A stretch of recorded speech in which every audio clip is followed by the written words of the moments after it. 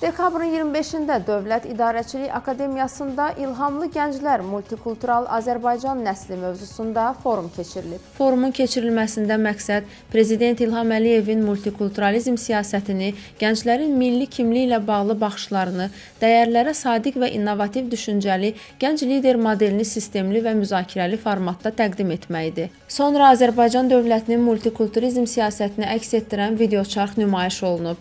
Forumun Xəzər Beynəlxalq Fondunun rəhbəri, elmlər doktoru Adəm İsmayıl Bakovinin moderatorluğu ilə keçən Prezident İlham Əliyevin multikulturalizm konsepsiyası mövzusunda panel iclasında Multikulturalizm Mərkəzinin icraçı direktoru Rəvan Həsənov, Azərbaycan Respublikası Milli Məclisinin deputatı Fariz İsmayılzadə, Azərbaycan Dövlət Pedaqoji Universitetinin Beynəlxalq Əlaqələr üzrə prorektoru Mahirə Nağıqızı, Özbəkistan Respublikasının Azərbaycan Respublikasındakı Fövqəladə və səlahiyyətli səfiri Bahrom Aşrafxanov çıxış ediblər. Gənclər bu günləri müxtəlif dövlət qurumlarını, müxtəlif dini icmaları, Azərbaycan cəmiyyətinin tanınmış ictimai siyasi xadimlərini bir araya gətiriblər və təbii ki, mövzu da İlhamlı Gənclər Azərbaycanın multikultural nəsli mövzusuna həsr olunubdur. Bu, onu göstərir ki, gənclər öz təşəbbüsləri ilə Azərbaycandakı tolerantlıq, multikultural ənənələrə sadiqliyini bir daha vurğulayırlar. Eyni zamanda